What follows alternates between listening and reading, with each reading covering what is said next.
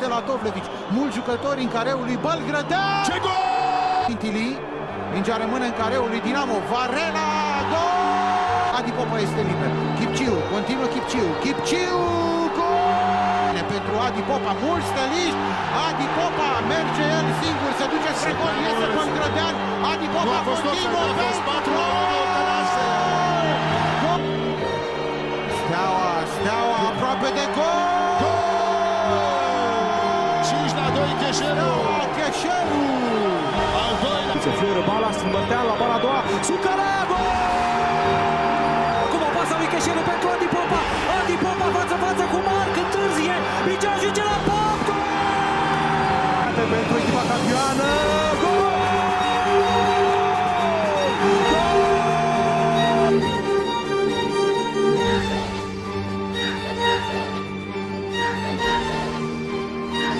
Campioni detașați în sezonul trecut din Liga 1, steliștii s-au întrecut în ironii la adresa marii rivale Dinamo înaintea duelului direct de pe arena națională. Laurențiu Reghecan a dat tonul în conferința de presă dinaintea episodului cu numărul 129 al derbiului românesc. Antrenorul campioanei a comparat disputa cu eterna rivală cu un meci împotriva nou promovatei FC Botoșani. Ne dorim foarte mult să câștigăm meciul și acest lucru se va întâmpla. Nu există o echipă în România în momentul de față care să poată pune probleme Stelei, mai ales Dinamo. Nu înseamnă pentru noi nimic faptul că jucăm cu Dinamo sau vom juca cu Botoșani.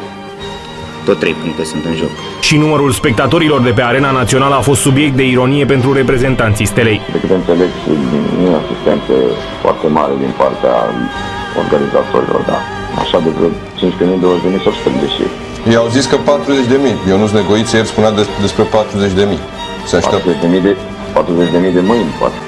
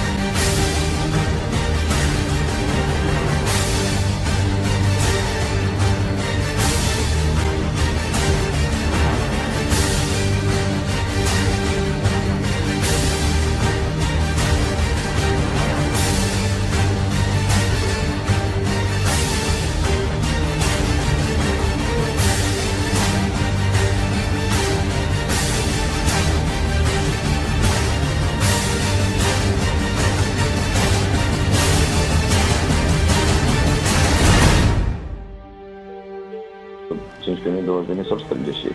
15.000, 20.000 sau 130. 15.000, 20.000 sau 130.